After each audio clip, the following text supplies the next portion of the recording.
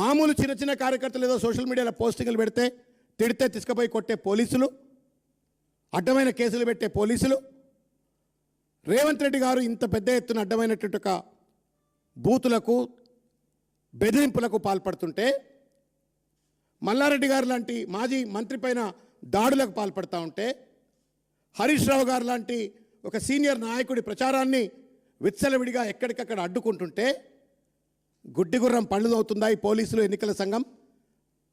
మీరు రాజ్యాంగానికి రక్షకులా, రేవంత్ రెడ్డికి రక్షకులా? మీరు you have to decide first whether you are the protectors of the constitution or the protectors of only Revanth Reddy.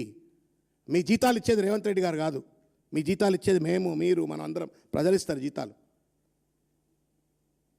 మీకు వచ్చే జీతాలు ప్రజల యొక్క రక్తం నుండి వచ్చేటు ట్యాక్స్ పే నుండి వచ్చినట్టు ఒక జీతాలు అవి. ప్రజలకు బాధ్యులుగా ఉండాలి. ఆ చట్టానికి రాజ్యాంగానికి బాధ్యులు ఉంటాయి. మేము రేవంత్ రెడ్డికి బాధ్యత వహిస్తాం, రేవంత్ రెడ్డి తరఫుదారు చేస్తామని చెప్పని ఒక రౌడీ రాజ్యాన్ని, రౌడీ ఎన్నికలు ఇవాళ తెలంగాణలో కొనసాగుతూ ఉన్నాయి.